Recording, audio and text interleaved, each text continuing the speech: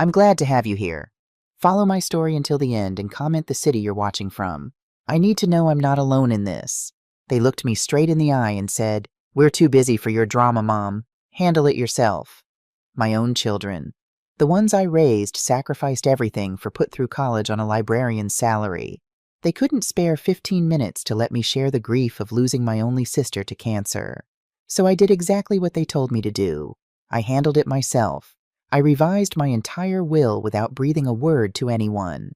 And when they showed up 6 months later at the lake house in Vermont, treating it like it already belonged to them, demanding keys, planning renovations on their phones, they found my estate attorney sitting in the living room briefcase, open documents spread across the coffee table. The looks on their faces. I'll remember that moment for the rest of my life. But I'm getting ahead of myself. Let me take you back to where this really started. Because this isn't just a story about inheritance. It's about the moment I finally looked in the mirror and saw what I'd become and what I'd created. My name is Barbara, and I'm 72 years old. I've lived in Connecticut my whole life in a small town called Millbrook, where everybody knows everybody's business. I raised 3 children as a single mother after my husband Thomas passed away when I was 45. I worked as a school librarian for 33 years before I retired, and I thought I'd done everything right. That Tuesday morning in March, I was sitting in my kitchen, the same kitchen where I'd packed thousands of school lunches, helped with homework until midnight, nursed sick kids through chickenpox and broken hearts. The morning sun came through the curtains Thomas had hung 30 years ago, the ones I couldn't bring myself to replace. I'd been awake since 4 a.m., staring at my phone, working up the courage to make the call. My sister Patricia had been diagnosed with stage 4 pancreatic cancer 3 days earlier. Stage 4. The doctor had said it so matter-of-factly, like he was reading from a grocery list. Stage 4 pancreatic cancer. We can make her comfortable, but... Patricia was only 67, just 5 years younger than me. We'd been inseparable our whole lives. Growing up in Hartford, we'd shared everything, closed secrets, dreams. When Thomas died, Patricia had driven from Boston every single weekend for 6 months, holding my hand while I cried, helping with the kids, making sure I ate. And now she was dying. I needed to talk to someone. I needed my children. I picked up my phone and called Jennifer first. She's 48 now, my eldest. Sharp as a tack, works in finance in Boston. She'd always been the responsible one, the achiever. Straight A's, full scholarship to Boston University MBA from Wharton. I was so proud of her. The phone rang. Once, twice, 3 times. "Mom!" Jennifer's voice was clipped, rushed. I could hear traffic in the background, the click of her heels on pavement. "I'm literally about to walk into a meeting. What's up?" My throat tightened. "Jennifer, honey, I really need to talk. It's about Aunt Patricia." "Can it wait? This is a really important presentation." "Like really important. We're pitching to a client that could save my division." I closed my eyes. "She's very sick, honey. The doctor said..." "Mom." Jennifer's voice had that edge to it, the one that meant she was out of patience. "I'm walking into the building right now. I'll call you this weekend, okay? I promise. I really have to go." "Jennifer, please, just..." The line went dead. I sat there for a full minute, phone still pressed to my ear, listening to the silence. The kitchen clock ticked. Outside, I could hear Mrs. Chen next door starting her car for work. I told myself Jennifer was just stressed. Work pressure. The finance world was cutthroat. She'd call back. I scrolled through my contacts and called Michael. My son, my middle child, 45 years old. He lived in New Jersey with his wife Sarah and their 3 kids. Michael had always been my gentle one, thoughtful, the kind of boy who brought me dandelions and called them flowers. He answered on the second ring. "Hey, Mom? What's going on?" Just hearing his voice made my eyes well up. "Michael, it's Aunt Patricia. The doctor said she has cancer, stage 4. They said we should prepare for..." "Oh, man." Michael let out a long breath. "That's rough, Mom. I'm really sorry. But can we talk about this later? I'm in the middle of something. I just needed to tell someone. I'm scared, Michael. She's my baby sister, and I get it, I do." His voice was kind but firm. "But Mom, you gotta understand. I've got 3 kids. Sarah just lost her job. I'm working 2 jobs to keep up with the mortgage. And you know what? You call about something being wrong every other week." The words hit me like a slap. "What yo? Last month it was your neighbor's tree falling. The month before that, your furnace acting up. Before that, you thought someone was following you at the grocery store. I love you, but I can't drop everything every time you have a crisis. My chest felt tight. Michael, this isn't about a tree or a furnace. This is about your aunt. She's dying and I need... Then call her doctor's mom. Call hospice. Call anyone else. I'm drowning here and I just can't be your crisis hotline right now. I'm sorry, but you need to handle it yourself. Handle it yourself. Those 3 words hung in the air after he disconnected. I tried Rachel next, my baby 41 years old teaching high school English in Philadelphia. Rachel had always been sensitive, emotional. She'd understand. The phone went straight to voicemail. I tried again. Voicemail. A 3rd time. Voicemail. I set the phone down on the kitchen table and stared at it. 3 children. 3 calls. Not one of them had 15 minutes to spare for their mother. I got up and walked to the living room, to the wall of family photos I'd carefully arranged over the years. Jennifer's college graduation, Michael's wedding, Rachel's first day of teaching. Summer vacations at the lake house in Vermont, all of us squeezed onto the dock, sun-kissed and smiling. When had it changed? When had I become an inconvenience instead of their mother? I thought about the last 8 years, when Jennifer's marriage had fallen apart, who had driven to Boston every weekend for 3 months to help with her kids, who had taken Isabella and Marcus to the park, cooked dinners, listened to Jennifer cry until 2 in the morning. Me. I'd done that. When Michael lost his job during the recession, who had paid his mortgage for 6 months so his family wouldn't lose their house, who had dipped into her retirement savings money. I'd been carefully putting away since Thomas died. Me. I'd done that. When Rachel had her breakdown during her first year teaching, completely overwhelmed and spiraling into depression, who had taken a leave of absence from work to stay with her, who had sat with her through panic attacks, driven her to therapy appointments, held her hand until she found her footing again. Me. Every single time it was me. But now I was being dramatic. Now I was crying wolf. Now I needed to handle it myself. I sat down on the couch, the one Thomas and I had picked out together 40 years ago, reupholstered 3 times because I couldn't bear to get rid of it, and I cried. Not quiet, dignified tears. Ugly, gasping sobs that shook my whole body. I cried for Patricia for the time we were losing. I cried for myself for the loneliness that had been building for years. But mostly I cried because I finally understood something I'd been avoiding for a long time. I had failed as a mother. Not because I hadn't loved them enough or sacrificed enough. I'd failed because I'd taught them all the wrong lessons. I'd taught them that love was transactional, that every gift, every sacrifice, every act of service came with an invisible price tag, that my worth as a mother was measured in what I could do for them, not in who I was. And they'd learned the lesson perfectly. Around noon, I finally pulled myself together enough to wash my face and make tea. I was standing at the kitchen counter when my phone buzzed. A text from Rachel. Sorry I missed your calls. Crazy morning. Everything okay? I stared at the message. Everything okay. Like she couldn't take 2 minutes to actually call and ask. I typed back, Aunt Patricia has stage 4 cancer. The 3 typing dots appeared. Disappeared. Appeared again. Oh no, that's awful. I'm so sorry, Mom. Sending love. Sending love. Like a greeting card. Like a Facebook post. I set the phone down and didn't respond. That night I couldn't sleep. I kept thinking about Michael's words. You call about something being wrong every other week. Was that true?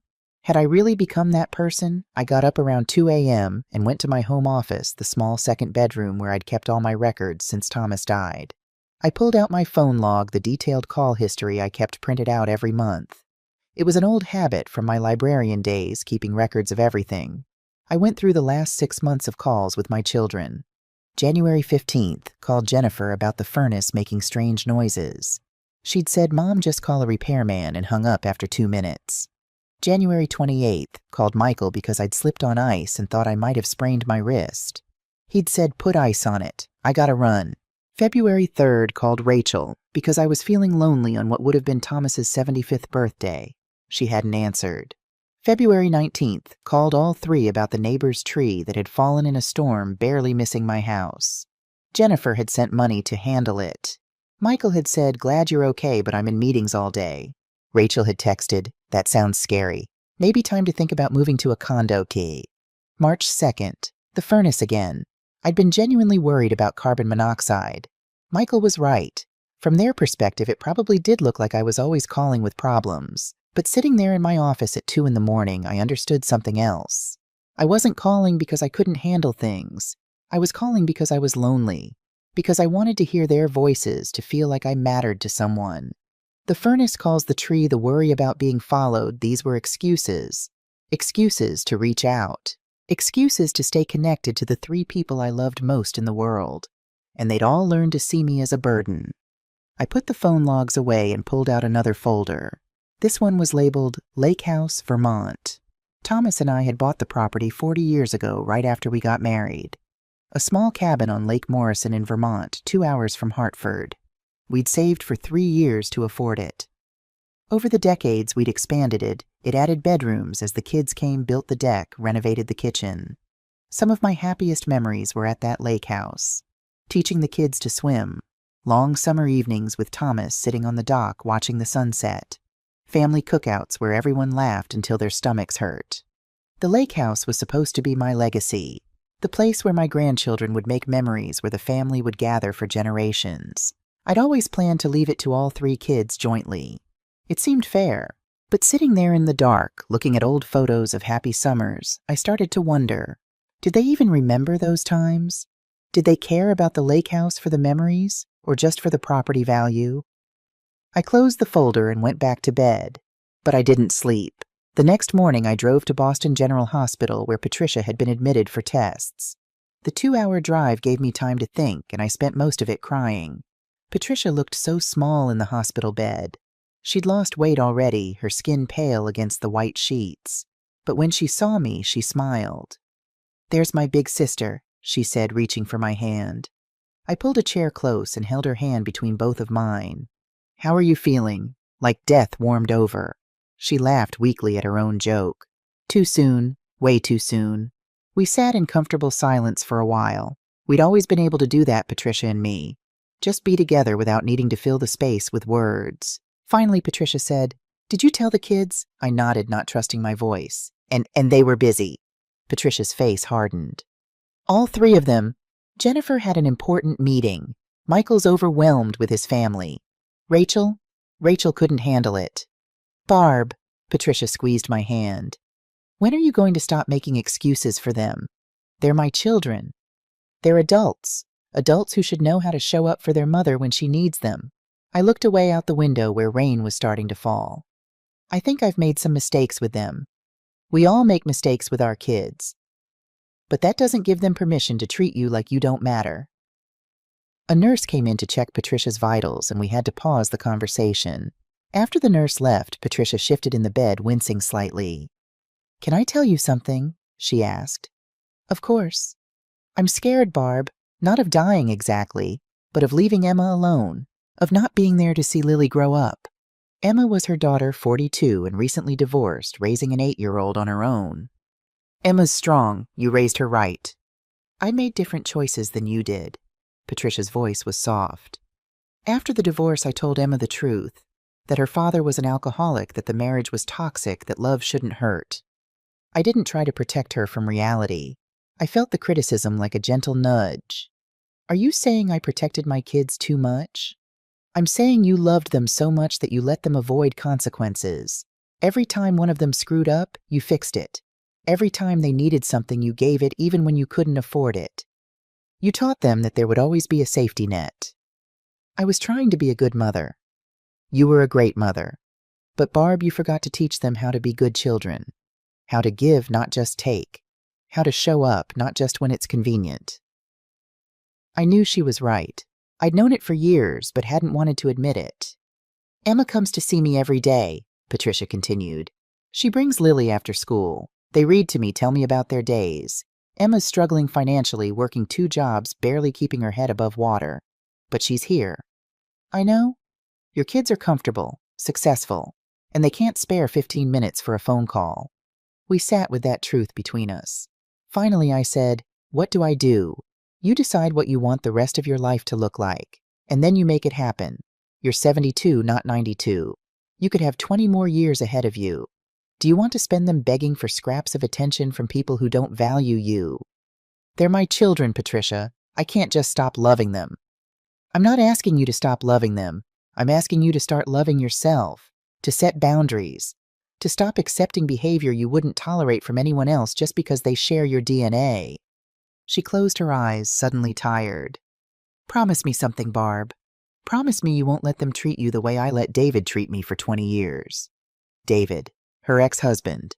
He'd controlled everything, her money, her friendships, her self-worth. By the time she'd finally left him, she'd been a shell of herself. I promise, I whispered. But I wasn't sure I knew how to keep that promise. Over the next few weeks, I spent every day at the hospital with Patricia. Emma was there too, working her schedule around hospital visits, bringing Lily when she could. Emma and I had always been close, but during those weeks we bonded in a way we never had before. She was 37, exhausted from juggling 2 jobs and single parenthood, but she showed up, every single day. One afternoon, while Patricia was sleeping and Lily was doing homework in the corner of the room, Emma and I went to the cafeteria for coffee. "How are you holding up?" I asked her. Emma stirred sugar into her coffee slowly, considering the question. "I'm terrified. Mom is my best friend. I don't know how to do life without her. She's so proud of you, you know. She talks about you all the time. I'm a divorced single mom working as a waitress and a dog walker. Not exactly the success story she probably hoped for. You're raising a beautiful, smart daughter. You show up for the people you love. You're exactly the success story she hoped for." Emma's eyes filled with tears. "Aunt Barb, can I ask you something? Anything. Where are your kids? I don't mean to pry, but Mom's been here for 3 weeks and I haven't seen them once." I felt the shame burn in my chest. "They're busy. Too busy to visit their aunt who's dying, too busy to support their mother." I didn't have an answer. Emma reached across the table and took my hand. "I'm sorry. I shouldn't have said that. It's not my place." "No, you're right to ask. The truth is, I don't know where they are. Physically, I mean, I know. Jennifer's in Boston, Michael's in New Jersey, Rachel's in Philadelphia. But emotionally, I lost them somewhere along the way." "What happened?" I thought about how to explain it. I think I loved them too much. Or maybe the wrong way. I gave them everything I had, and somehow that taught them I wasn't worth giving anything back to. "That's not your fault." "Isn't it? I'm their mother. I was supposed to teach them how to be good people. You can't make people be what they're not, Aunt Barb. Trust me, I tried for 8 years with my ex." We sat in silence for a moment. Then Emma said, "Mom told me to tell you something. She made me promise." "What date?" "She said to tell you that you have to decide what kind of old woman you want to be. The kind who accepts being ignored and dismissed, or the kind who demands respect." That sounds like Patricia. "She also said you should talk to a lawyer about your will." I looked up sharply. She said you needed to protect yourself, that your kids see you as an ATM, not a person, and you need to make sure they understand the difference." I felt something shift inside me. Not anger exactly, more like clarity. "Thank you for telling me," I said. That night, driving home from the hospital, I thought about Patricia's message. About the look on Emma's face when she'd asked where my children were. I thought about the phone calls, the excuses, the pattern of behavior I'd been ignoring for years. And I thought about the lake house sitting empty in Vermont, waiting for summer guests who never came anymore. By the time I pulled into my driveway, I'd made a decision. Patricia died on a Sunday morning in late May. It was peaceful as these things go. Emma and I were both there holding her hands. Lily had said goodbye the night before, curling up on the hospital bed to whisper secrets to her grandmother one last time. "Take care of each other," Patricia whispered to Emma and me in her final lucid moments. "Promise me." We promised. I called my children from the hospital parking lot after Patricia passed. I sat in my car, hands shaking, and forced myself to dial. Jennifer answered. "Mom, is everything okay? Patricia died this morning." Silence. Then, "Oh, Mom, I'm so sorry. How are you holding up?" "I'm at the hospital. Emma and I were with her." "That's good. That she wasn't alone. Listen, I'll check my calendar and figure out the funeral arrangements, okay? Just send me the details." "Jennifer, I need you." "I know, Mom, and I'll be there. For the funeral. I promise." She hung up before I could say anything else. Michael cried when I told him. Real tears, I could hear them in his voice. "I should have visited her," he said. I kept meaning to, but work was crazy and the kids had soccer and… I know. Is there anything you need? I need my son. I'll come to the funeral, Mom. I'll drive up with the family. We'll be there for you. Rachel took the longest to answer. When she finally did, she was already crying. I knew this was coming. I couldn't face it. I understand. No, you don't. You're so strong, Mom. You can handle anything. I'm not like you. I can't just compartmentalize and keep going. I'm not strong, Rachel. I'm falling apart. I've been falling apart for weeks. I just didn't have anyone to fall apart with. You had Emma? Yes, I had Emma. The funeral was on a Saturday. Beautiful weather, ironically. Clear blue skies, the kind of perfect May day that Patricia had always loved. The church was packed. Patricia had been a teacher for 30 years and had touched hundreds of lives. Former students came, colleagues, neighbors, friends from her book club and yoga class. My children came too. Jennifer arrived 15 minutes late, slipping into the pew beside me just as the service was starting. She was in head-to-toe black designer clothes, checking her phone even as she sat down. Michael came with Sarah and the kids. The boys, Thomas and Jake, looked uncomfortable in their suits. The youngest, Emma, named after her cousin, was only 6 and kept asking in a loud whisper when they could leave. Rachel came alone. She looked exhausted, dark circles under her eyes, her hands shaking slightly. She hugged me before the service started, and I felt how thin she'd gotten. Are you okay? I whispered. Just tired. Work is overwhelming this year. During the service, I kept glancing down the pew at my children. Jennifer was still checking her phone. Michael was trying to manage his restless kids. Rachel was crying, but something about it felt performative, like she was crying because that's what you're supposed to do at funerals. Emma gave the eulogy. She talked about her mother's love of literature, her fierce independence, her laugh that could fill a room. She talked about the lessons Patricia had taught her to stand up for herself, to never settle for less than she deserved, to be brave even when she was scared. My mother taught me that love isn't about grand gestures, Emma said, her voice steady despite the tears on her cheeks. It's about showing up, day after day, being present for the people who matter even when it's hard, especially when it's hard. I saw Jennifer shift uncomfortably in her seat. After the service, there was a reception at the church hall. I stood near the door accepting condolences, my face hurting from smiling graciously at people who offered sympathy I wasn't sure I wanted. Jennifer found me during a lull. The service was nice, yes. That eulogy, though. Emma was laying it on a bit thick, don't you think, all that stuff about showing up and being present? I looked at my daughter. Really looked at her. She was wearing what I knew was a $1,000 dress. Her hair was perfectly styled. Her makeup was flawless. But there was something hard in her eyes, something that hadn't been there when she was young. I thought it was perfect, I said. Well, Jennifer checked her watch. I should probably hit the road soon. I've got an early morning meeting tomorrow. You're leaving today. You just got here. Mom, I came for the funeral. That's what you asked. I asked for you to be here for me, for us to grieve together. We are grieving together. We're literally at a funeral. Jennifer. Mom, I really can't do this right now. I'm here, okay? I showed up. What more do you want? What more did I want? I wanted the daughter who used to crawl into my lap and tell me about her dreams. I wanted the girl who'd cried on my shoulder when her first boyfriend broke her heart. I wanted my child back. But she was gone, and I wasn't sure she was ever coming back. Michael approached as Jennifer walked away. Mom, we need to talk. Okay. Sarah and I have been discussing it, and we think maybe it's time to talk about your living situation. My living situation. The house in Millbrook is getting old. It needs repairs. You're there all alone. What if something happened? We were thinking maybe you should consider downsizing. Maybe one of those nice senior living communities. I felt something cold settle in my stomach. I'm 72, Michael, not 92. I'm perfectly capable of living in my own home. I know, but Mom, be practical. That house is worth a lot of money. If you sold it and moved somewhere smaller, you'd have liquid assets. You could help us out. I mean, you'd have security for your future. Help you out. That's not what I meant.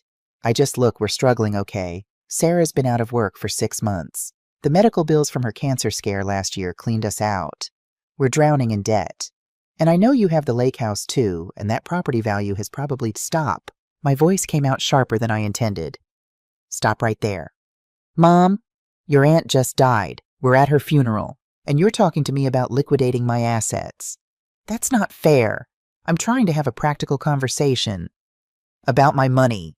Michael's face flushed. You know what? Forget it. I was trying to help, trying to make sure you're taken care of. But if you want to be difficult about it, fine. He walked away, leaving me standing there with my grief and a new terrible clarity.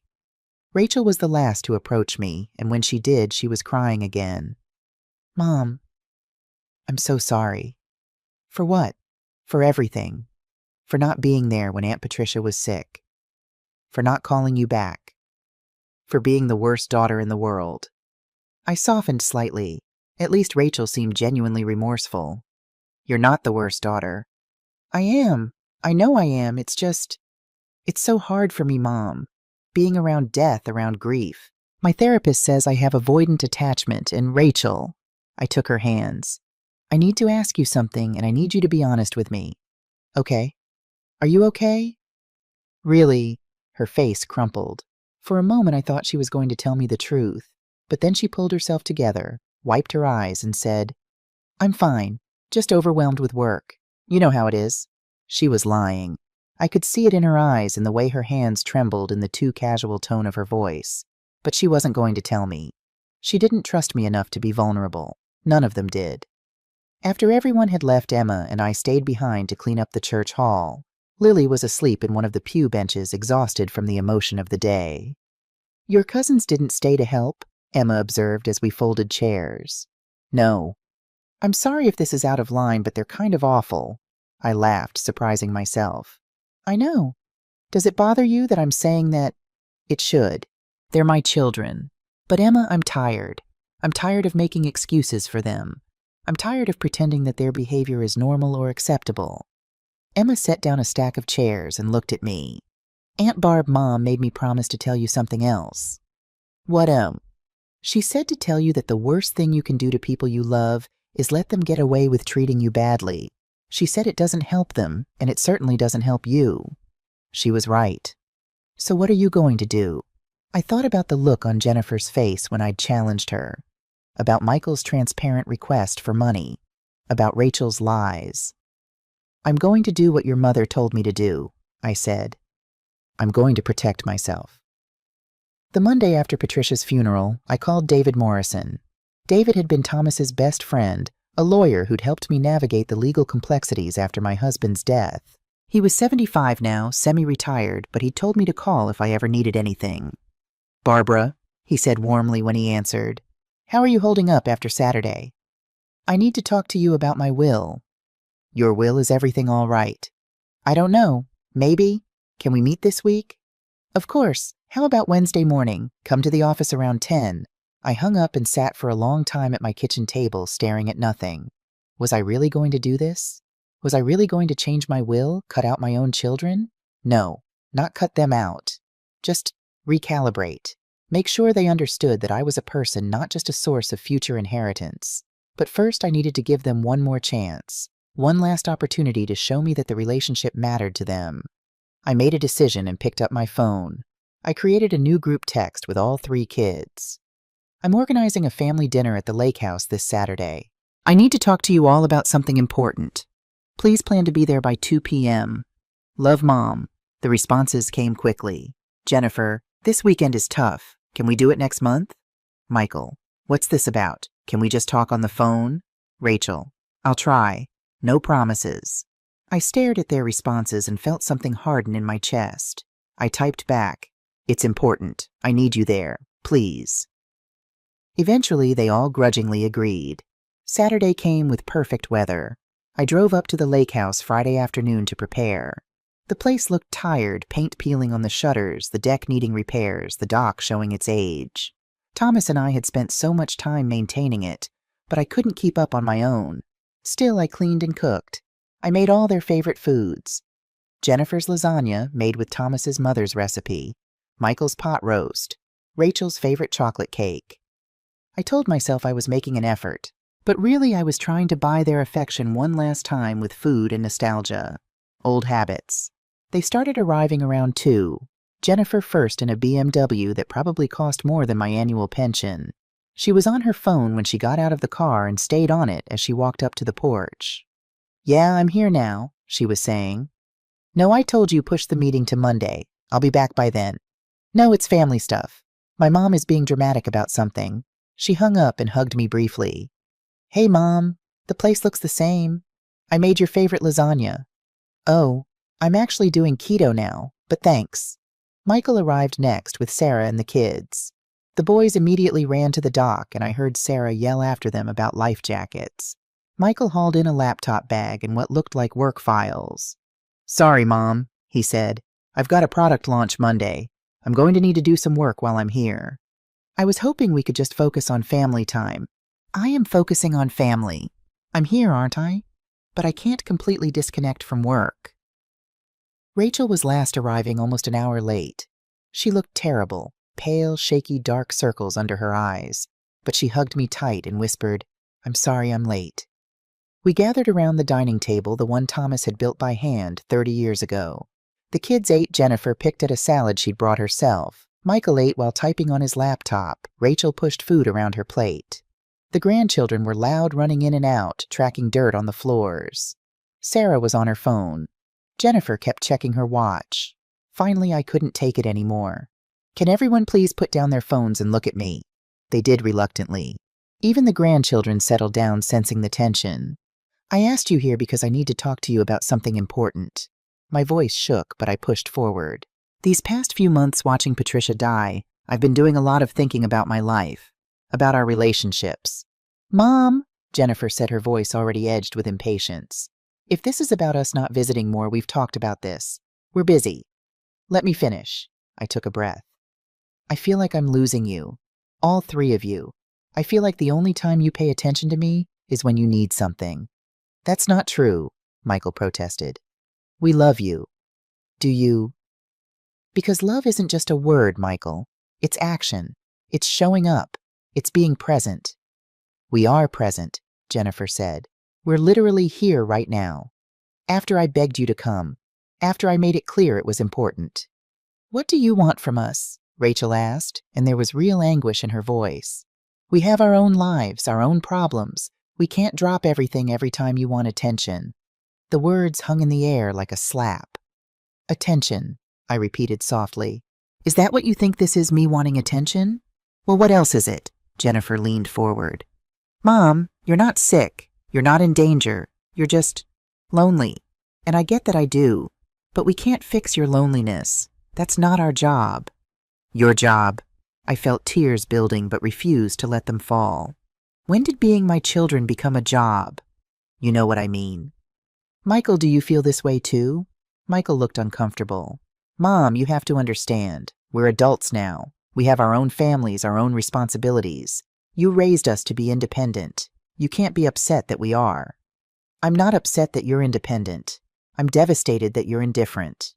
"That's not fair," Rachel said, tears streaming down her face. "We're not indifferent. We're struggling too, okay? You're not the only one with problems." "Then tell me about them. Talk to me. Let me be your mother in a way that's real, not just someone you call when you need money or help." The silence that followed was deafening. Finally, Jennifer said, "Is this what this is about? You want us to be more emotionally available? Mom, we're doing our best." "Are you?" I looked at each of them. "Jennifer, when's the last time you called me just to talk? Not because you needed something, not because it was my birthday, just to check in." Jennifer's face flushed. "I don't know. I'm busy." "Michael, when's the last time you came to visit without immediately starting a conversation about my finances or suggesting I downsize?" Michael looked away. "We worry about you." "Rachel, when's the last time you were honest with me about what's really going on in your life?" Rachel's face crumpled. I can't talk about it." "Why not?" "Because you'll make it about you. Because every time I try to tell you I'm struggling, you make it about how you're suffering. Because I'm suffering. Because I can't be vulnerable with you without feeling guilty." The truth of her words hit me like a physical blow. "Oh my God," I whispered. "Is that how you all feel?" The silence was my answer.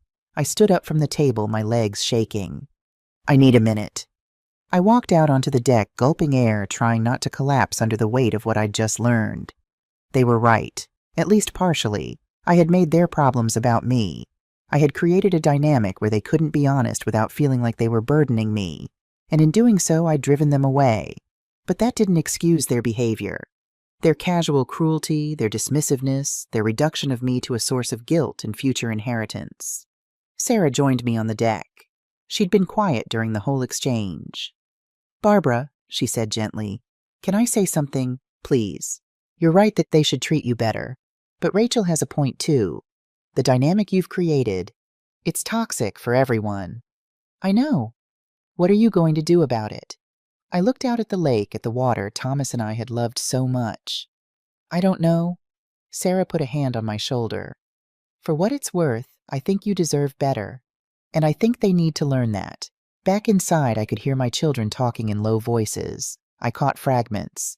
"Being so dramatic. Knew this would happen? Just needs attention." I walked back in and they fell silent. "I think you should all leave," I said quietly. "What?" Jennifer stood up. "Mom, we just got here." "I asked you here because I wanted to reconnect, to try to rebuild what we've lost, but I can see now that you don't want that. Or maybe you're not capable of it. Either way, I think it's better if you go." "You're being ridiculous," Jennifer said. "Maybe, but this is my house and I'm asking you to leave." Michael stood slowly.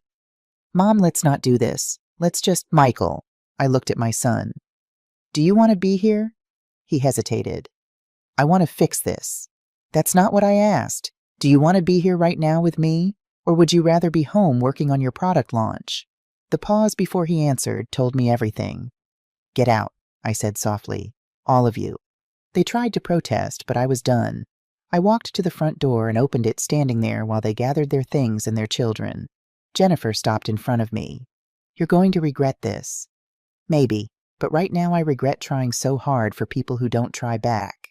After they left, I stood in the middle of the empty lake house and cried. Not gentle tears, gut-wrenching sobs that shook my whole body. But underneath the grief, there was something else. Relief and a cold, hard determination. I picked up my phone and called David Morrison. "David, I need to move up our appointment. Can you meet me tomorrow?" "Of course. Is everything all right?" "No, but it will be." Sunday morning, I met David Morrison at his office. It was a small practice in downtown Millbrook, the kind of place where the receptionist knew everyone's name and kept candy in a dish on her desk. David was waiting for me in his office, a room lined with law books and family photos. He'd known Thomas since college. He'd been the best man at our wedding. "Barbara," he stood and hugged me. "Sit down. Tell me what's going on." I sat in the leather chair across from his desk and found I didn't know where to start. "Take your time," he said gently. So I told him everything. About Patricia's diagnosis and death. About the phone calls my children didn't answer. About the funeral where they showed up late and left early. About yesterday's disaster at the lake house. When I finished, David was quiet for a long moment.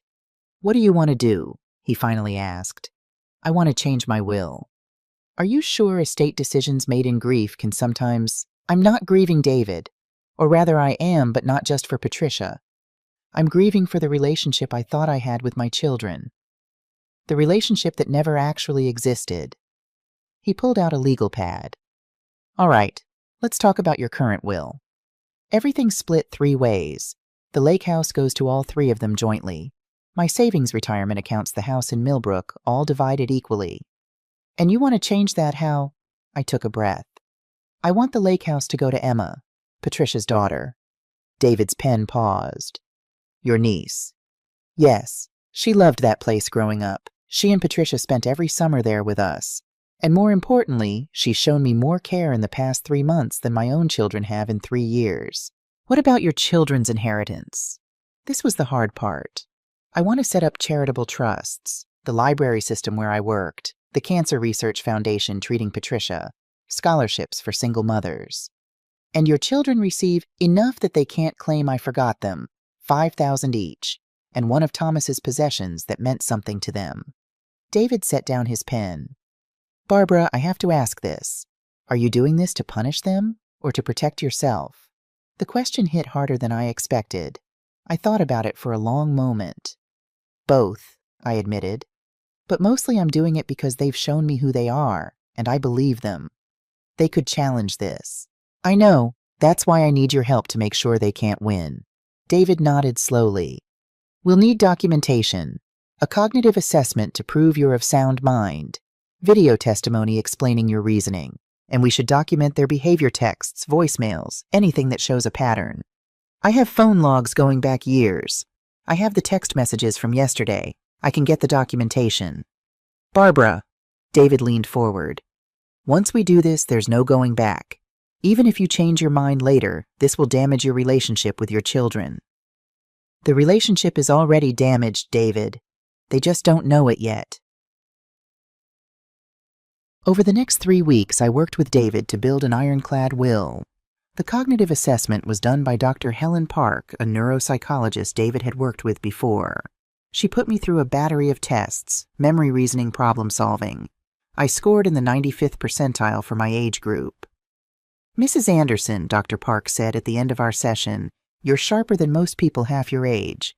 Anyone who tries to claim cognitive decline will have a very hard time with my report. The video testimony was harder. David set up a camera in his office and I had to explain my decisions on record. It took 3 attempts. The first 2 times I broke down crying. On the 3rd try, I made it through. My name is Barbara Jean Anderson, I said to the camera. I'm 72 years old and I'm of sound mind and body. I'm making these changes to my will of my own free choice without coercion or manipulation from anyone. I want to be clear about why I'm doing this. It's not because I don't love my children. I will always love them. But love can't be a one-way street. For years, I've given everything I have, my time, my money, my emotional energy, and received very little in return. When my sister was dying, they couldn't spare 15 minutes to let me share my grief. When I begged them to come to a family dinner, they came reluctantly and left angry. They've made it clear that I'm valuable to them as a source of future inheritance, but not as a mother who needs support. The lake house is going to my niece Emma because she embodies the values I tried to teach my own children. She shows up. She cares. She gives without expecting anything in return. My children will each receive $5,000 and a memento of their father. This is not a small amount. It's a deliberate choice made to show that I haven't forgotten them, but that I won't be taken for granted anymore. I hope someday they understand that this decision comes from love. Love for myself, which I should have practiced years ago. When David turned off the camera, I felt lighter than I had in months. That was perfect, he said. When can we file it? Give me a week to finalize everything. In the meantime, don't tell anyone about this. Not Emma, not your children, no one. I won't. But keeping the secret was harder. June arrived with perfect weather, the kind of clear, bright days that made Connecticut beautiful. My phone started buzzing with a group text from my children. Jennifer had created it and named it Lake House Planning.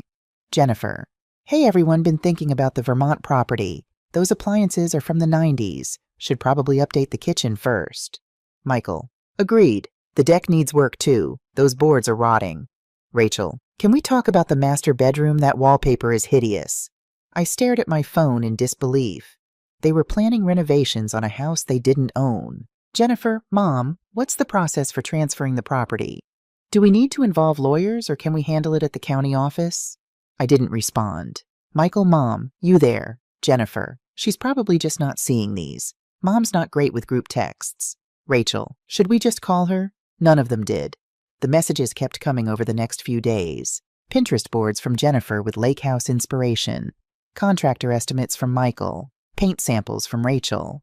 They were treating my property like it was already theirs. One evening my phone rang. Emma: Aunt Barb, can I come over? I need to talk to you about something. Of course, honey. Is everything okay? I'll tell you when I get there. Emma arrived 30 minutes later with Lily. The little girl ran to hug me while Emma looked stressed. What's wrong? I asked, leading them into the kitchen. Emma pulled out her phone and showed me a text conversation. It was from Jennifer. Jennifer: Hey Em, hope you're doing okay after losing your mom. Listen, I wanted to give you a heads up. We're planning some updates to the lake house. Just so you know, family trips there might be on hold for a while during renovations. Emma: Oh, I didn't know you all were planning renovations. I thought Aunt Barb owned the house. Jennifer: She does, but she's getting older. We're starting to take over management of the family properties. Don't worry, once we're done with updates, you and Lily are always welcome to visit. I felt my blood pressure rise. She's acting like she owns it, Emma said quietly. And the way she phrased it, you're always welcome to visit, like she's doing me a favor. What did you say back? Nothing yet. I wanted to talk to you first. Emma looked at me carefully. Aunt Barb, what's going on? I made a decision. Can Lily play in the living room for a minute? Sure, baby, Emma said to her daughter. Go watch TV. We'll be right here. Once Lily was settled in front of cartoons, I told Emma everything. About the new will, about giving her the lake house, about my children's behavior. Emma's face went pale. Aunt Barb, I can't accept that. Why not? Because it'll destroy your relationship with your kids. They'll hate me. They'll think I manipulated you. Emma, they already barely tolerate you. And I don't care what they think. That house should go to someone who loves it for what it is, not for its property value. No buts. The decision is made, the will is filed. But Emma, you can't tell anyone. Not yet. Not until it's time. Emma's eyes filled with tears. I don't know what to say. Say you'll accept it. Say you'll keep making memories there with Lily. That's all I want. She hugged me tightly. Thank you. You have no idea what this means. After Emma left, I looked at the group text again. New messages had appeared. Michael. So Mom, Sarah, and I were talking. With the lake house getting updated, maybe it makes sense to talk about your house, too. Jennifer. Good point. Mom, have you thought about downsizing? That place is huge for one person. Rachel. There are some really nice senior living communities in the area. I saw this one with a pool and everything. Senior living. I was 72, healthy and active, and they wanted me in a senior living community. I finally typed a response. Barbara. The lake house is not being renovated. It's my property, and I haven't authorized any changes. Please stop making plans for things that don't belong to you. The group chat went silent for a full 10 minutes. Then Jennifer called. Mom, what's with the hostile text? Hostile, you're planning renovations on my property without asking me. We were just talking about ideas. We weren't actually going to do anything without your permission. It didn't sound that way. Well, that's how it was meant. God, Mom, you're being so sensitive lately. Jennifer, why are you so interested in the lake house all of a sudden? You haven't been there in 3 years. That's not true. We were just there last weekend. She stopped. For the dinner where I asked you to leave. Silence. Look, Mom, I'm just trying to be helpful. That property is valuable. It needs maintenance. I'm just thinking ahead. Thinking ahead to what? To when you're gone. To making sure everything's taken care of. I'm not gone, Jennifer. I'm sitting right here very much alive. I know that. Jesus, why are you making this into such a thing? Why are you treating my death like a business opportunity? That's not what I'm doing. But it was exactly what she was doing. We both knew it. I hung up. July came with a heat wave. The kind of oppressive, humid heat that made even breathing feel like work.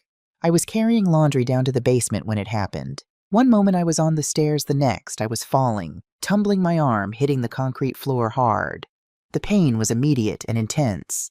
I lay there for a moment, stunned, before I realized I couldn't move my left wrist without agony shooting up my arm. I managed to pull myself up with my right hand and made it to my phone. I should have called 911. Instead, I called Jennifer. No answer. I called Michael. Mom, I'm in the middle of something. Can I call you back? I fell down the basement stairs. I think I broke my wrist. Oh, shit. Okay, can you drive yourself to the hospital? Michael, I can barely move. Right, okay, call 911. I'll try to get there as soon as I can. He hung up. I called Rachel. Voicemail. I sat on the basement floor, cradling my injured wrist, and started to laugh. It wasn't funny, but I couldn't stop laughing. Finally, I called Emma. She answered on the first ring. Aunt Barb, hi. Emma, I had a fall. I think I broke my wrist. I don't want to bother you, but I'm on my way. Don't move. I'm calling 911 right now. Emma got to my house before the ambulance. She must have driven 90 miles an hour from Boston. She found me still in the basement, and I watched her face go white. Oh my God, Aunt Barb. She knelt beside me carefully. The ambulance is coming. Just hold on. I'm fine. It's just my wrist. You're not fine. You're sitting on a concrete floor and you're pale as a ghost. The ambulance arrived. The EMTs were kind professional. They stabilized my wrist and loaded me onto a stretcher. "Is there someone who can meet you at the hospital?" one of them asked. "I'm coming," Emma said immediately. At the hospital, X-rays confirmed what I'd suspected. Fractured wrist clean break. They put me in a cast and gave me pain medication. Emma stayed the entire time. She held my good hand during the X-rays. She argued with the insurance company about coverage. She filled my prescriptions and drove me home. "Where are your kids?" she finally asked as she helped me into bed. "Busy. Aunt Barb?" "Michael said he'd try to come. Jennifer and Rachel haven't called back yet." Emma's face hardened. "They know you're in the hospital." "I assume Michael told them." She pulled out her phone and stepped into the hallway. I could hear her talking, her voice angry but controlled. When she came back, she said Michael didn't tell them. He forgot. "It's fine." "It's not fine," Emma's voice cracked. "You could have been seriously hurt. You were lying on that basement floor for who knows how long, and your own children. Emma, please, I'm too tired to be angry right now." She took a breath, visibly calming herself. "Okay, I'm sorry, but I'm staying tonight. Don't even try to argue." I didn't have the energy to argue. Emma slept on my couch. I heard her checking on me every few hours, making sure I was okay. The next morning, Jennifer finally called. "Mom, Michael just told me you were in the hospital. Why didn't you call me?" "I did call you. You didn't answer." "Well, you should have left a message." Jennifer: "How bad is it? Do you need me to come?" I looked at Emma, who was making me breakfast in my kitchen. Emma, who had dropped everything to be here. Emma, who had stayed all night. "No," I said. "I'm fine. Emma's here." "Oh, well, good. I'm glad Emma could help. I've got this huge presentation today, but I can probably come this weekend if you need me." "Don't bother." "Mom, don't be like that. I would have come if I'd known it was serious." "How serious does it need to be, Jennifer? What though? How serious does something need to be before you actually show up?" Silence. "You know what?" Jennifer said finally. "I was going to take time out of my day to come check on you, but if you're going to be ungrateful about it, forget it." She hung up. Michael came that afternoon. He brought flowers and looked genuinely worried. "Mom, I'm so sorry I forgot to tell the girls. I got caught up with work and—" "It's fine, Michael." "It's not fine. You could have been really hurt." He sat down heavily in the armchair. "Sarah's upset with me. She says I'm a terrible son." "You're not a terrible son." "I feel like one."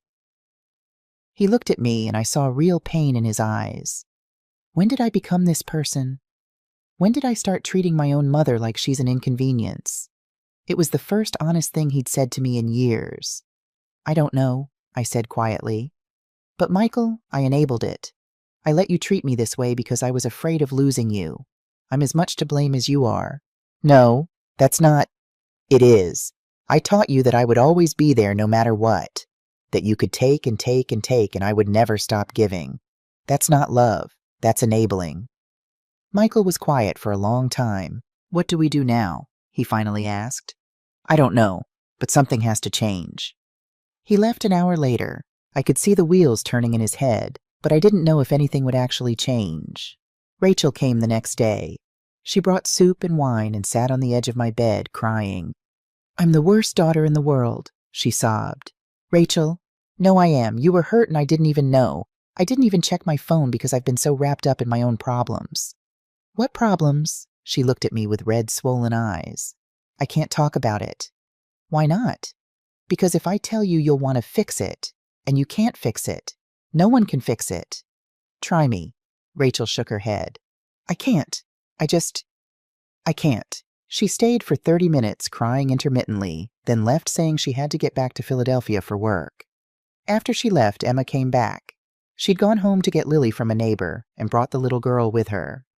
"Grandma Barb," Lily ran to the bed, carefully mindful of my cast. "Mama said you got hurt." "Just a little hurt. I'm okay now." "I made you a picture." She held up a drawing of a house by a lake. "It's our special house." Our special house. The lake house that would someday be hers. I pulled Lily into a gentle hug and looked at Emma over the little girl's head. "Thank you," I mouthed. Emma just nodded. A week after the fall, I was sitting in my living room when David Morrison called. "Barbara, I need to tell you something." "What's wrong?" I got a call from an attorney representing your daughter Jennifer.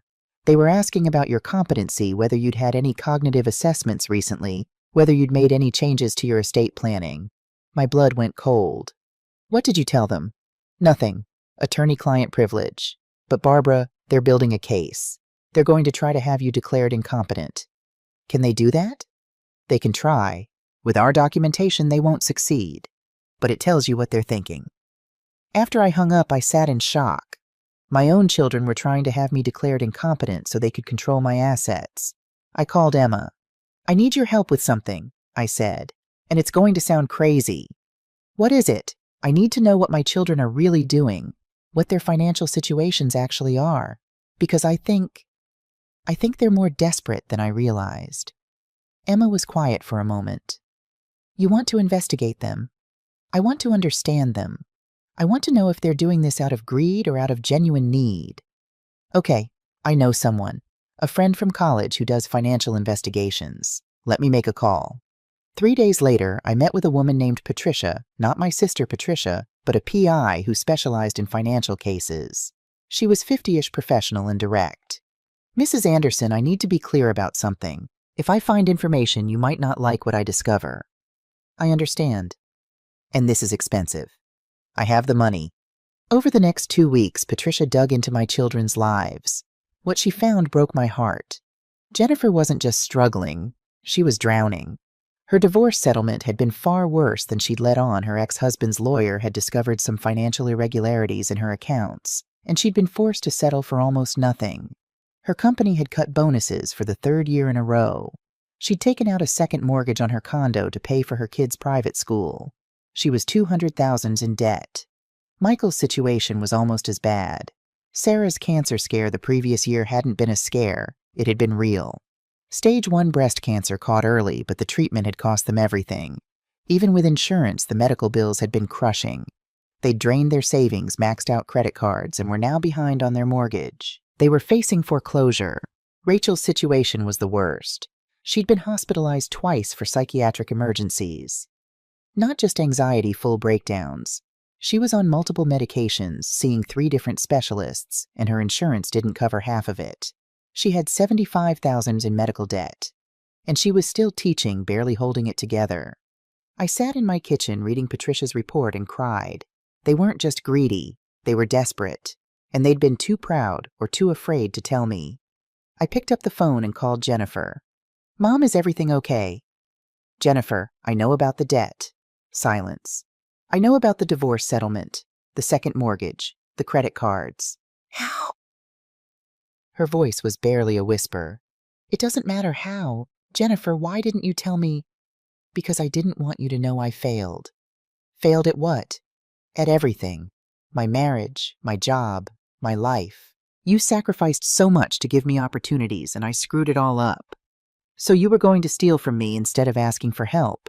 I wasn't going to steal, I just thought, if I could get power of attorney, I could manage things better. Make sure the assets were protected. And yes, maybe borrow against them to get back on my feet. But I was going to pay it back. By having me declared incompetent. Another long silence. That wasn't my idea. My lawyer suggested it. He said it was the only way to get control before you did something rash. Something rash like what? I don't know. But Mom, you've been acting weird since Aunt Patricia died, making dramatic statements, pushing us away. We're worried about you. You're not worried about me. You're worried about losing your inheritance. That's not fair. Isn't it? Jennifer started crying. I'm sorry. I'm so sorry. I'm just so scared. I'm going to lose everything. The condo, my kids' school, everything I've worked for. My heart broke for her, but it didn't change what she'd done. Jennifer, if you'd just asked me, I couldn't. Don't you see I couldn't come to you like a failure asking for a handout? I'm supposed to be the successful one. You're supposed to be my daughter. I called Michael next. Mom, I know about Sarah's cancer. I know about the medical bills and the foreclosure. He let out a long, shaky breath. Hell none. Why didn't you tell me she was sick? Because you would have insisted on helping. You would have drained your retirement to pay our bills, and I couldn't let you do that. So instead you were going to manipulate me into signing over power of attorney. I wasn't. He stopped. Okay, yes, that was the plan. But Mom, we're losing the house. The bank sent a notice. We have 60 days before they foreclose. My kids are going to be homeless. And you thought the solution was to take control of my assets. I thought the solution was to access my inheritance early. The lake house alone is worth $500,000. If we sold it, split it 3 ways. The lake house isn't yours to sell, Michael. Not yet, but someday it will be. And we need that money now, not in 20 years when you finally die. The words hung in the air like poison. When I finally die, I repeated. God, Mom, that came out wrong. I didn't mean, yes, you did. You're waiting for me to die so you can cash in. That's not I love you, Mom. Do you? Because this doesn't feel like love. I hung up before he could respond. Rachel, I called last. Mom, I'm in a session with a student. Can I call you back? Rachel, I know you've been hospitalized. I know about the psychiatric care and the medication and the debt. A long pause. Then, I have to call you back. She did an hour later. When she spoke, her voice was flat emotionless. So you hired someone to spy on us. That's a new low. Rachel, do you know how humiliating this is, having my mother investigate me like I'm a criminal? I needed to understand what was really going on. You want to know what's going on? I'm falling apart, Mom. I've been falling apart for 2 years. I can barely get through a day without having a panic attack. I'm on 3 different medications that cost $400 a month that insurance won't cover. I've been hospitalized twice because I was a danger to myself. Oh, Rachel. And you know what the worst part is I couldn't tell you. Because every time I tried, you made it about you. About how much it hurt you to see me suffering. About how you wished you could fix it. And I couldn't handle carrying your pain on top of my own. I'm sorry. Are you? Because it doesn't feel like you're sorry. It feels like you're looking for ammunition. Ammunition for what? For whatever you're planning. Jennifer told me about the attorney calls. Michael said you've been weird about the lake house. We're not stupid, Mom. We know something's going on. What if there is? Then you're proving us right. You're proving that we can't trust you. That you'll use our vulnerabilities against us. Rachel, I hired the investigator because I needed to know if you were coming after my assets out of greed or out of genuine need. Now I know. You're desperate. All 3 of you. And instead of coming to me, instead of being honest, you tried to manipulate me. Because we knew you'd say no. You didn't even try, Rachel laughed bitterly. Of course we didn't try. Because asking you for help means owing you forever. It means listening to you bring it up every time we disappoint you. It means guilt and obligation and never being good enough. Is that really what you think? It's what I know, Mom. It's how it's always been. She hung up. I sat in my kitchen surrounded by the evidence of my children's desperation and understood something terrible. They were right. Not about everything, but about enough. I had used money as control. I had made gifts into debts. I had created a dynamic where they couldn't ask for help without feeling like failures. But that didn't excuse what they'd done. It didn't make it okay. It just made everything more tragic. October arrived with cold rain and falling leaves. I was in my living room reading when I heard cars pull into my driveway. Multiple cars. I looked out the window and felt my stomach drop. All 3 of my children's vehicles. They'd come together. I opened the door before they could knock. Jennifer stood at the front, perfectly dressed as always, but her eyes were hard. Michael was behind her, looking uncomfortable. Rachel brought up the rear, pale and shaking. We need to talk, Mom, Jennifer said. About what? Can we come in? I stepped aside. They filed in and I noticed they were all carrying folders. What's this about I asked, though I already knew. Jennifer pulled papers from her folder. These are power of attorney documents. We've had them drawn up by an attorney. They'll allow us to help manage your finances and property for your protection. For my protection. Mom, you're 72. You're living alone in this big house. You had a fall. We're worried about you. You're worried about your inheritance. Michael flinched. That's not fair. Isn't it? Let's be honest about what this is. You want control of my assets while I'm still alive. We want to help you, Jennifer said firmly. And yes, we want to start planning for the future. That's not unreasonable. The future where I'm dead. Mom, stop being dramatic, Rachel said, but her voice shook. I looked at each of them. Did you know I hired an investigator? They froze. I know about all of it. Jennifer's debt, Michael's foreclosure, Rachel's hospitalizations. I know you're desperate, and I'm sorry, truly sorry that you're all struggling. But this, I gestured at the papers, this isn't the answer. Then what is? Jennifer's voice rose. We're drowning, Mom, all three of us, and you're sitting on assets worth over $1 million doing nothing with them. They're my assets. For now, the words were out of Jennifer's mouth before she could stop them. The silence that followed was deafening. Get out, I said quietly. Mom, Michael started. I said get out. If you don't sign these, Jennifer said, pulling out another document, we're prepared to file a petition with the court. We have a letter from a doctor stating that you're showing signs of cognitive decline. What doctor? I haven't seen a doctor.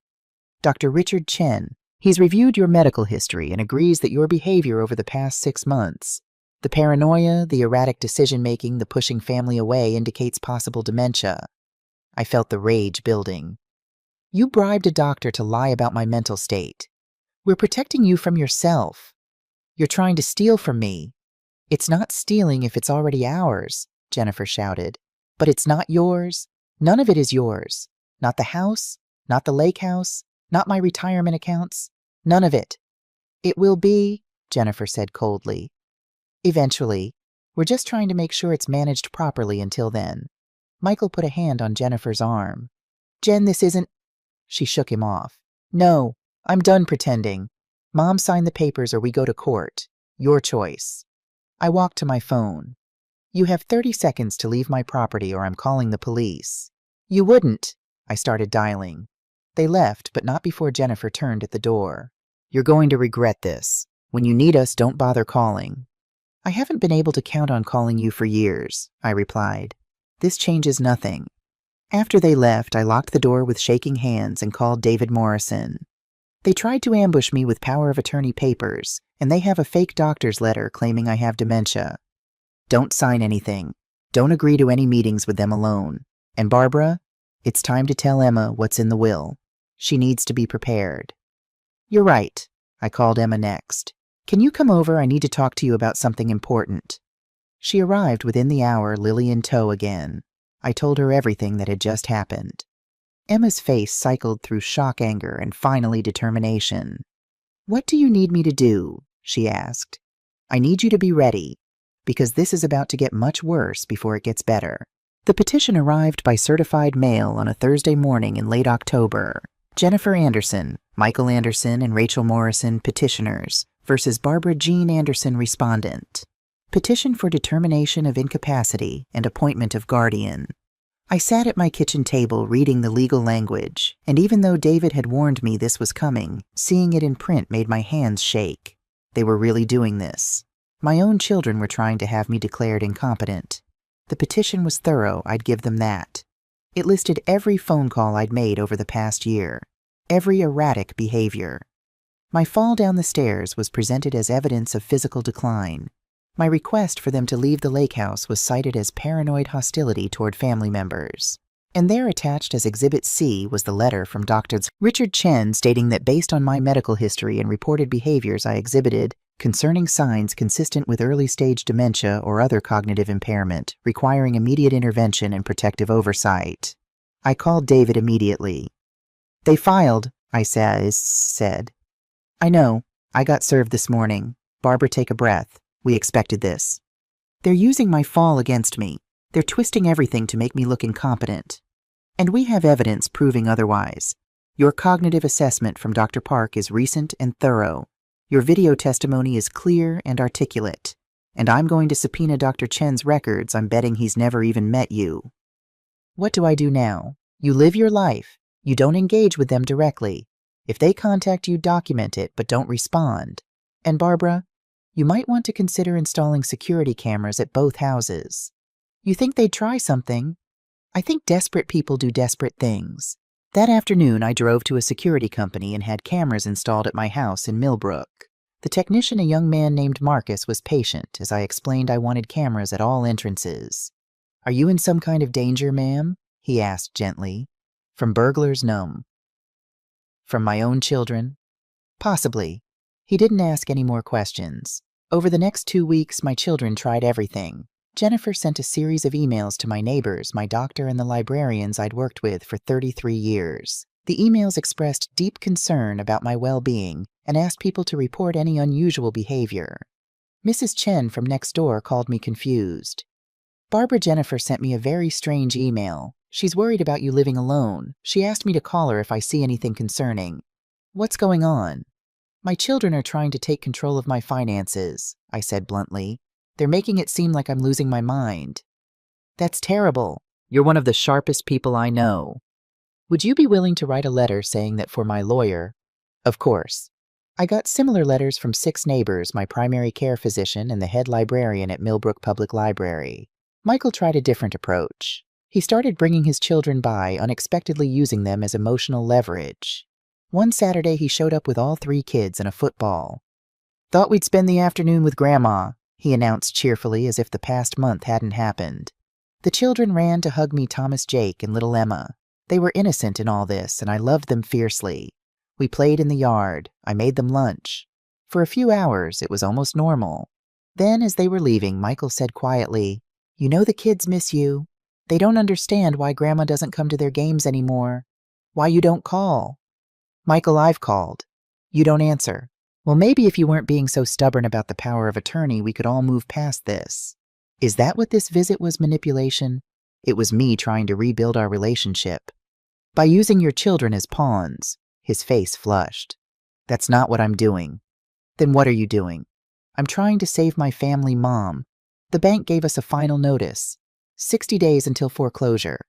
My kids are going to lose their home, and you're sitting on $500,000 in property you don't even use. The lake house isn't yours. It will be, eventually. Why can't you just let us... He stopped, realizing what he was saying. Let you cash in early on my death?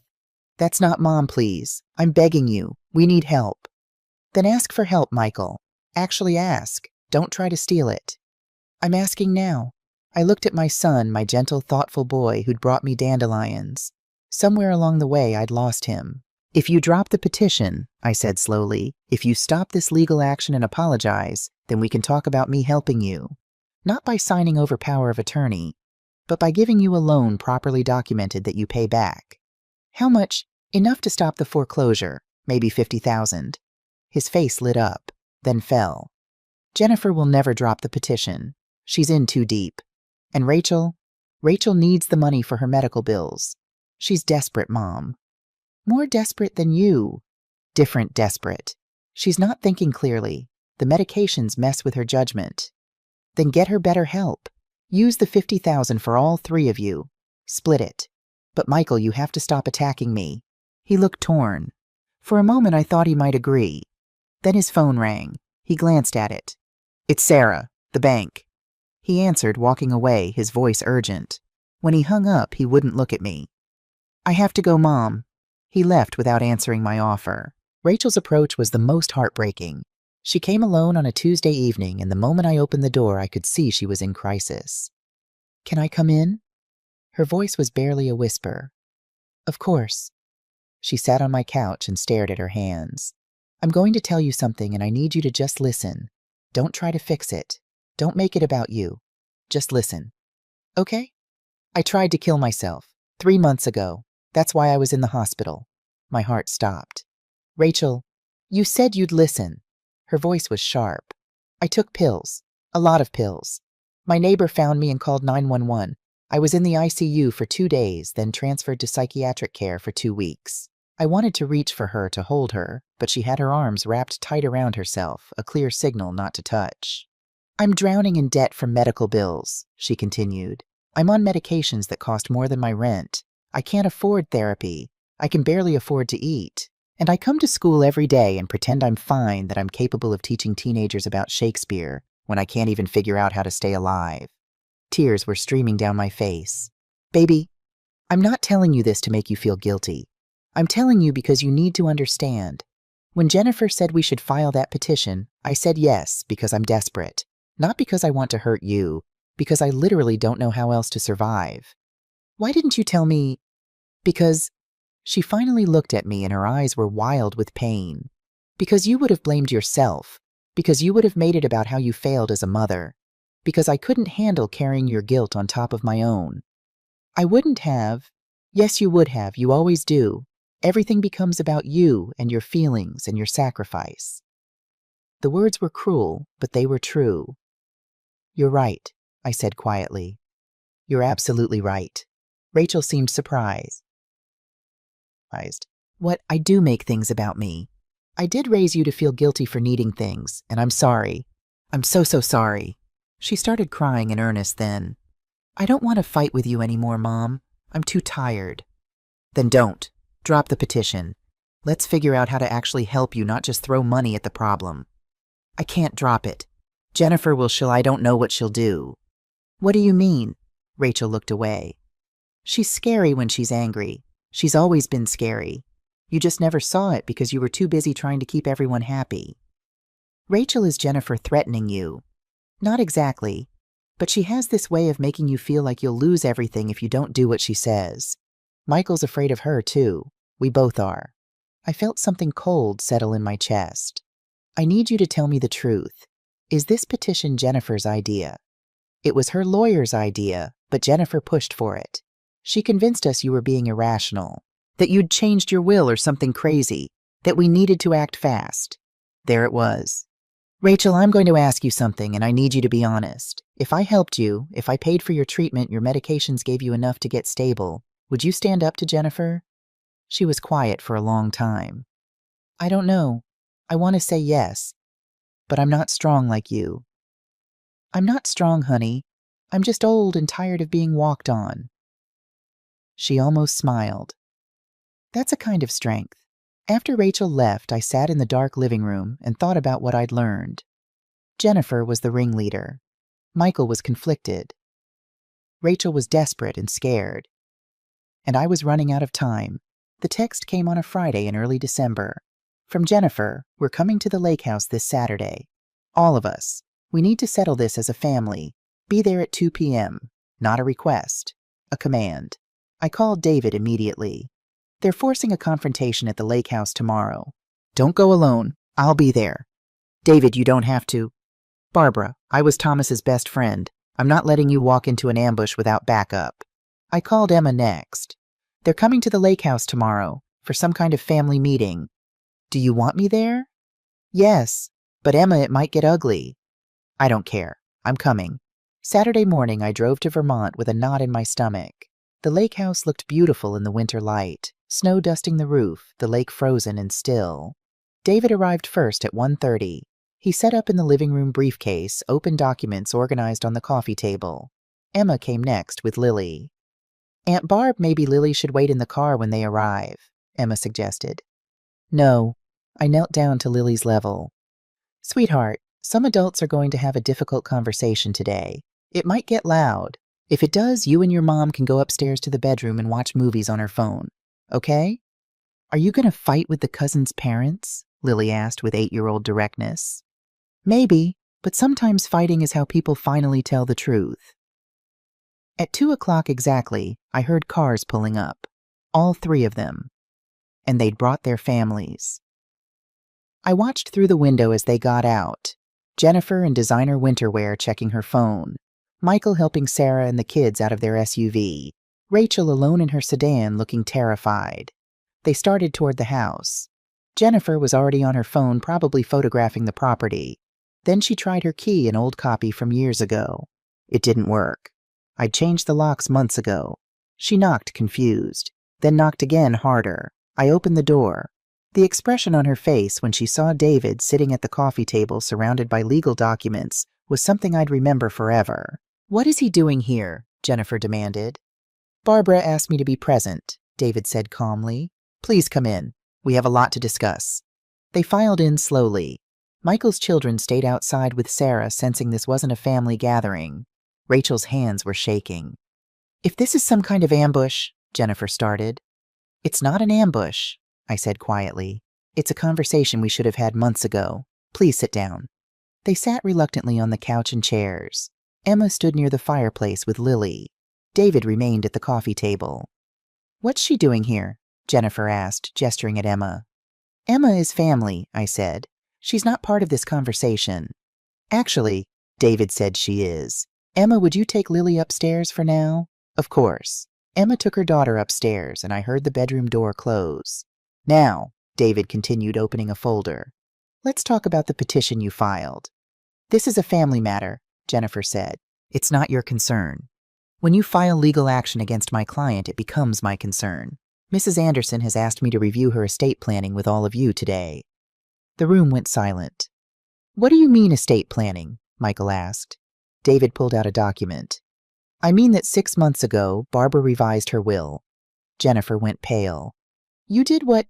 I revised my entire will. I said, my voice steady despite my racing heart. I removed all 3 of you as primary beneficiaries. The silence was deafening. Michael found his voice first. You cut us out? Not entirely. Each of you will receive $5,000 in a personal item that belonged to your father. 5,000? Jennifer stood up, shaking. $5,000? That's it. The lake house, I continued, is going to Emma. All 3 of them turned to look upstairs where Emma had gone. You're giving our lake house to her? Rachel's voice was barely a whisper. It's my lake house. And yes, Emma has shown me more care in the past 6 months than the 3 of you have in 6 years. This is because of the petition, Jennifer said. You're punishing us. No, I made this decision in March before you filed any petition, before you tried to have me declared incompetent. I made it because you showed me who you are. Who we are? Michael's voice rose. We're your children. You're adults who treat me like an ATM, who couldn't spare 15 minutes when my sister was dying, who showed up at her funeral and immediately started planning how to divide my assets. That's not fair. Isn't it? I looked at each of them. Tell me I'm wrong. Tell me one of you has called in the past year just to talk, just to see how I'm doing. Not to ask for something, not to complain about your problems, but to actually connect with me. Silence. The rest of my estate, David said, is being divided among charitable trusts. The library system where Barbara worked, cancer research, scholarships for single mothers. You're giving our inheritance to strangers, Jennifer said, her voice venomous. I'm giving my money to causes that matter to me. We matter to you.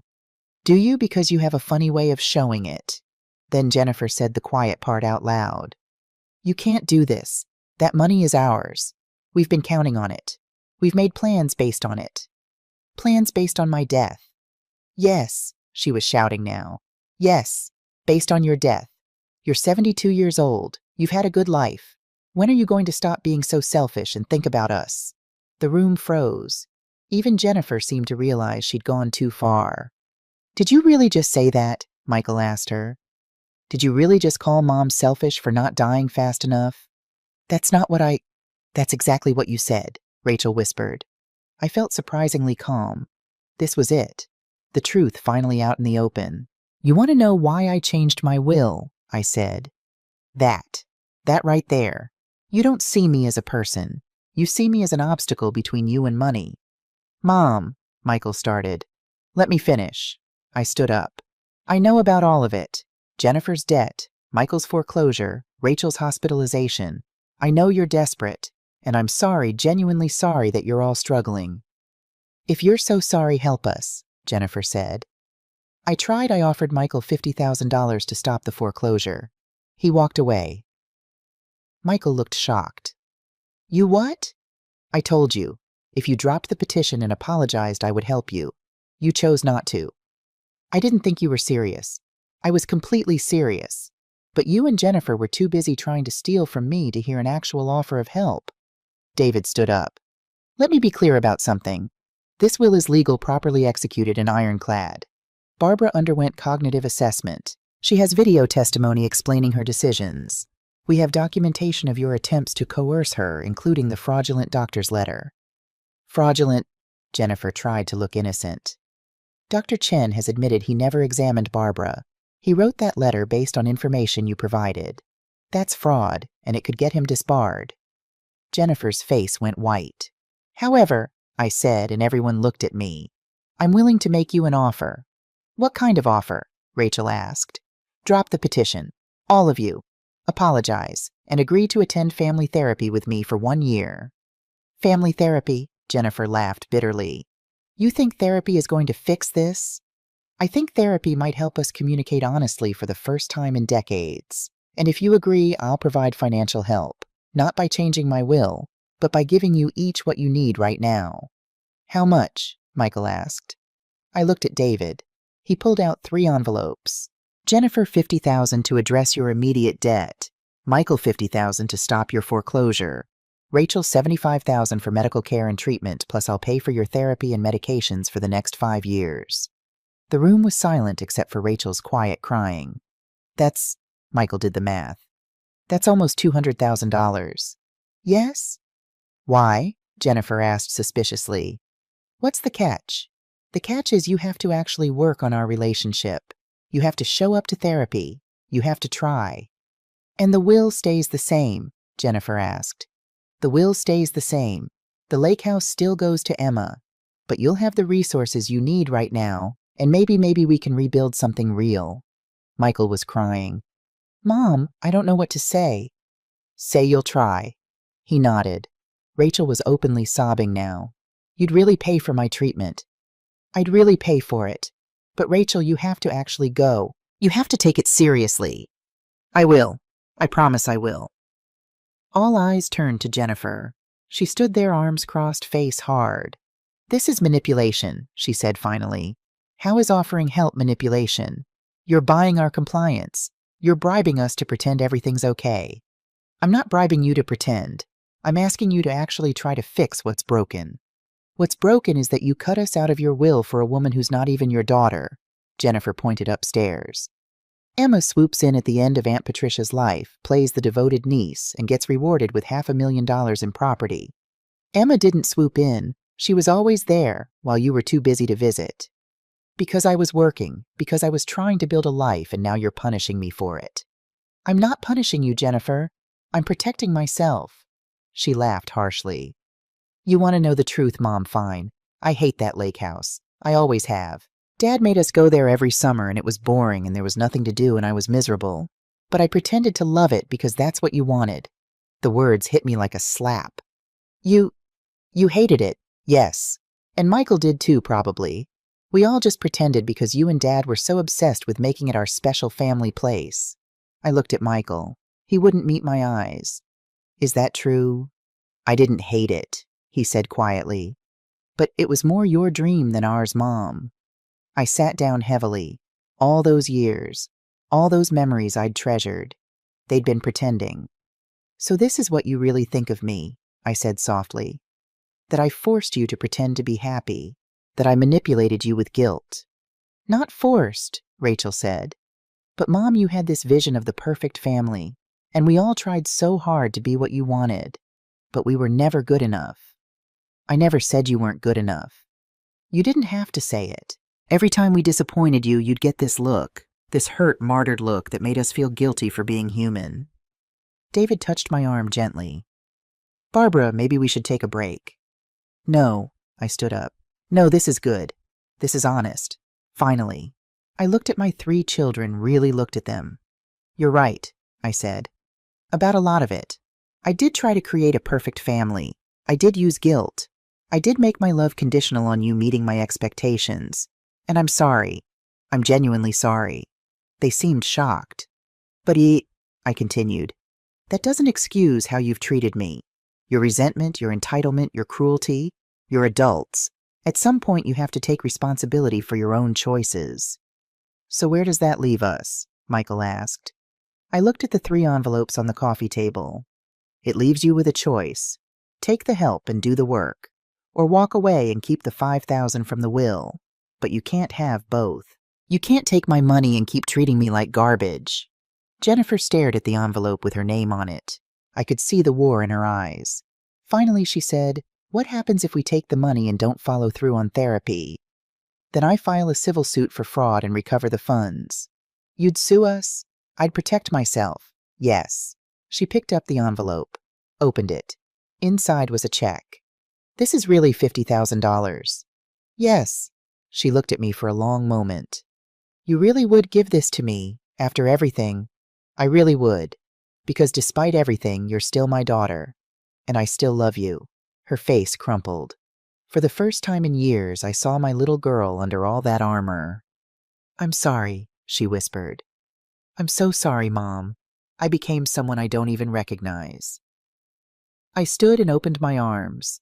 She fell into them crying like she hadn't cried since she was a child. Michael joined us, then Rachel, and we stood in the middle of the lake house, the place I'd loved, and they'd pretended to love holding each other while we cried. David quietly excused himself to the porch. When we finally separated, Emma came downstairs with Lily. "Is everything okay?" Emma asked carefully. "It's going to be," I said. We sat around the dining table, the one Thomas had built, and talked. Really talked. For hours. Jennifer admitted she'd been jealous of Emma. "She seemed to have this easy relationship with you. No baggage, no history, just love." "It wasn't easy," Emma said quietly. "I was terrified every time I came over. Terrified you'd all resent me for being close to Aunt Barb." "We did," Jennifer said honestly. "But that wasn't your fault. It was ours." Michael talked about the pressure of being the man of the house after Thomas died. "I was 18. I didn't know how to be a man. And I felt like I was failing Dad every single day." "Your father never wanted you to carry that burden," I said. "That was my fault. I put it on you." Rachel talked about her mental health struggles, how they'd started in high school but she'd hidden them. "I was so afraid of disappointing you. You'd already lost Dad. I couldn't bear to be another problem." We talked about money, about expectations, about the toxic patterns we'd created together.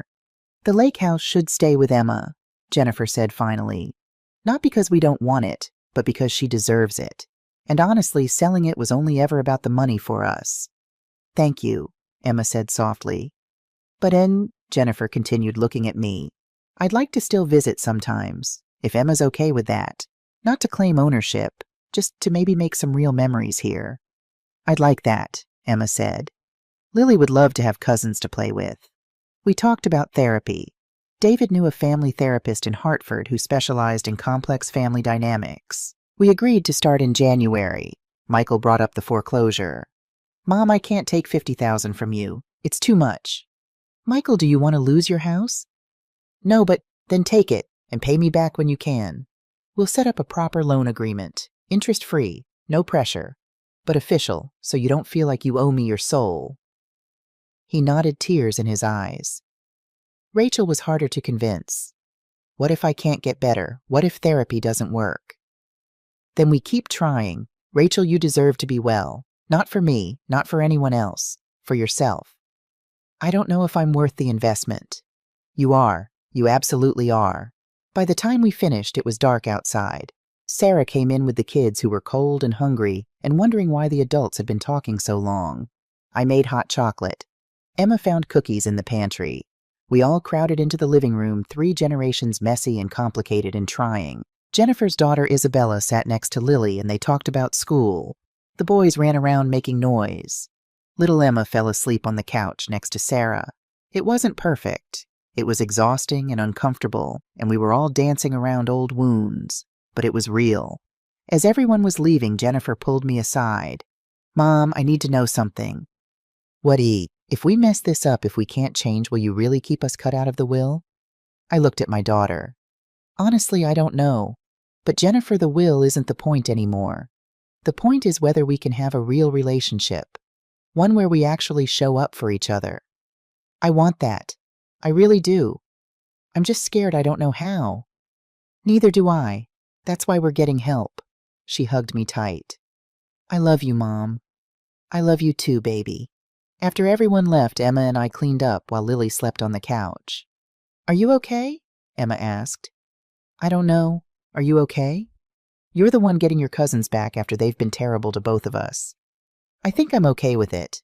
They were honest today. That counts for something." "The lake house is still yours," I said firmly, "no matter what happens with them." "I know, and I'm grateful. But Aunt Barb, if letting them visit makes your family better, I'm okay with that. You're a better person than I am. I learned from watching you." 6 months passed. We went to therapy, all of us together and separately.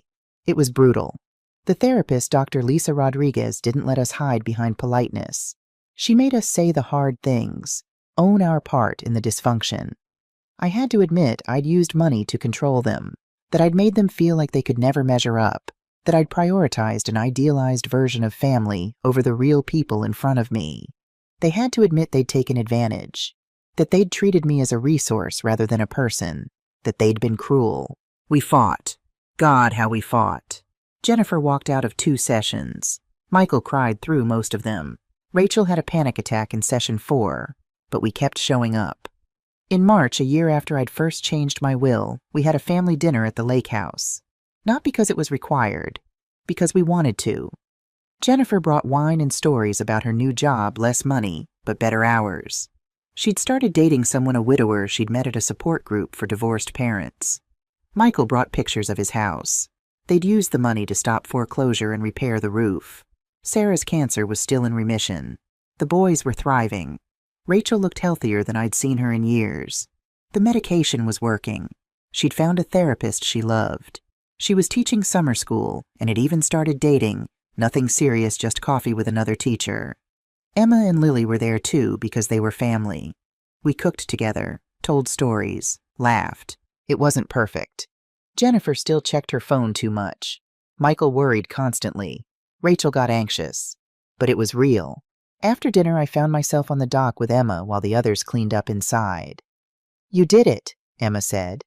"You rebuilt your family." "We rebuilt it. Together. It's not the family I imagined when I was raising them. It's messier, more complicated. But it's honest."